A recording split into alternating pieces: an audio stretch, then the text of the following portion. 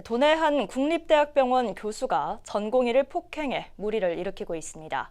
대학병원 측은 현재 해당 교수를 업무 배제시키고 조사를 진행 중이라고 밝혔는데요. 그런데 교수의 개인적 일탈뿐 아니라 이를 처리하는 병원과 대학 당국의 대처가 지적되고 있습니다.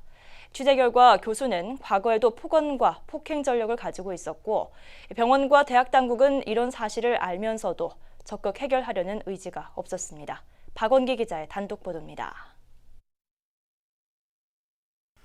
사건은 지난달 29일 저녁 술자리에서 벌어졌습니다. 전주의 한 음식점에서 대학병원 교수 A씨가 전공의 B씨를 소주병으로 내리친 겁니다. 당시 정황이 담긴 CCTV는 대학병원과 피해자 측이 확인한 것으로 보입니다. 저희 가게 쪽에서는 다 보여준 만큼 다 보여드렸대요. 그저께 보고 가셨다는데요. 오늘이 5일이죠. 3일날 오셨나 보네. 폭행을 당한 B씨는 머리가 크게 붓고 정신적 피해가 컸던 것으로 전해집니다. 취재한 바로는 사건 직후 B씨 가족이 CCTV 영상을 확인하고 가해자의 처벌을 원했습니다. 대학병원 측은 사건 접수가 이뤄진 30일 오후 A 교수를 업무 배제시켰습니다. 하지만 피해자와의 분리는 제대로 이루어지지 않은 것으로 보입니다. 폭행 교수가 피해 전공의를 만나 사과를 한 것으로 전해집니다. 갑을 관계에서 회유와 압박 우려가 있습니다. 전화해서 만나자고 해서 사과한다고 만나게 만났지. 그것도 하면 안 되잖아. 현재 병원 측은 원칙에 따라 사안을 처리하겠다는 입장을 강조하고 있습니다. 한편 일각에선 이번 사건은 충분히 막을 수 있었다는 목소리입니다. 그동안 병원 측 대응이 안일했다고 지적합니다. A 교수는 지난 2018년 같은 의구 교수들에게 폭언은 물론 폭행을 해 구설에 올랐고 최근에는 다른 과 교수들과도 폭언 등으로 마찰을 빚은 것으로 전해집니다. 피해자한테 와서 또 회유를 하고 좋은 게 좋은 거 아니냐 이렇게 해서 학교 명예를 하는 식이 아니냐 그런 식으로 회유를 많이 했고 징계위원회 이런 게 열리지도 않았고 음주운전으로 징계를 받기도 했는데 역시 대학과 병원 측 대처가 소극적이었다고도 꼬집습니다. 그때 피해자가 왜 안 주냐고 이렇게 끝까지 따져가지고 그때 다 준 거지. 눈여겨봐야 할 부분은 또 있습니다. 사건은 공식적인 과 회식이 아닌 폭행 교수와 피해 전공의 다른 몇몇 구성원과 제약회사 직원이 함께한 사적인 자리였다는 점입니다. BTV 뉴스 박원기입니다. 네, 앞서 보신 대학병원 교수의 전공의 소주병 폭행 사건을 취재한 박원기 기자와 취재 뒤이야기 나눠보도록 하겠습니다. 네, 박 기자. 자, 일단 이 사안을 좀 전체적으로 보면 개인적 일탈 사건으로만 보고 넘기기에는 분명히 무리가 좀 있어 보입니다. 네, 맞습니다. 일단 그 조직한 구성원 개인들 사이에 일어났던 사건은 맞습니다. 하지만 이를 관리 감독하는 역할은 조직이 해야 되는 것이잖아요. 만약에 저하고 우리 아나운서 간에 어떤 폭언과 폭행이 있었다라면 그 회사가 나서서 이제 사안 전반을 파악하고요. 그 어떤 사건이 벌어진 것에 대한 후속 조치를 해야 되는 건 당연한 거겠죠. 네.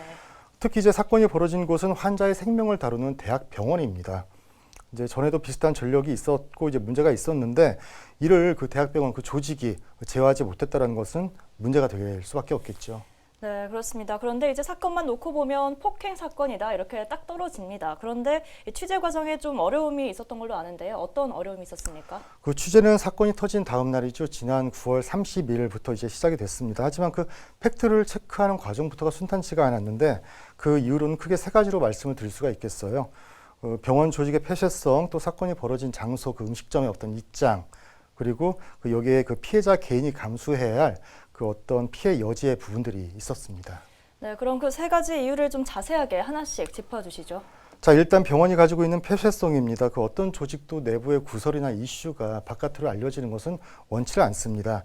특히 이제 병원 조직의 경우에는 그 유교 질서가 강하고요. 그 이미지에 대한 강박이 크기 때문에 그 정도가 더할 수 있습니다. 네. 관련해서는 아마 이제 병원 관계자 이야기를 들어봤거든요. 한번 들어보시죠. 개인적인 일로 치부한다든지 그랬지. 둘 사이의 문제로 치부하고 그렇게 그 본질을 약화시키려는 그런 게 있었지. 개인의 다툼이지 않겠냐 해서 괜히 그걸로 학교를 시끄럽게 안 했으면 좋겠다. 자, 해당 병원은 국립대학병원입니다. 이제 국정감사를 앞두고 있었는데 이번 사건이 이슈화가 됐을 경우에는 이제 이전 사건과 구설들, 그리고 이에 대처하는 병원과 대학본부가 그 감사의 대상이 될 수 있었겠죠. 네, 그렇다면 지금 그 사건이 일어났던 음식점은 어떤 입장을 보이고 있습니까? 자, 이제 취재가 진행이 되고 음식점이 노출이 될 경우에 이제 코로나19 때문에 굉장히 힘들었잖아요. 그나마 네. 이제 최근에 손님들이 조금 이제 있는데 다시 한번 음식점이 노출이 될 경우에는 장사가 안 될 것이다 이런 점들을 우려했던 것 같습니다. CCTV 공개를 지금 꺼려하고 이제 하지를 않겠다고 이야기를 했는데 이런 부분들은 이해가 되는 부분이긴 하지만 한편으로는 또 씁쓸한 마음이 없지 않아 있습니다.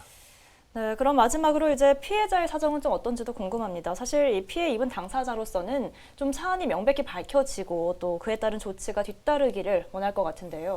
그렇죠. 이제 일반적으로는 그렇긴 한데 막상 당사자가 되면 네. 또 그렇지 않은 것 같아요. 특히 병원 이제 의사 조직의 폐쇄성, 유계 질서와 이제 연결이 되는 부분 처음에 한번 언급을 했었죠. 특히 이제 전공이라고 하면 병원 안에서는 그 의사 조직 안에서는 굉장히 의뢰 입장인 것 같습니다.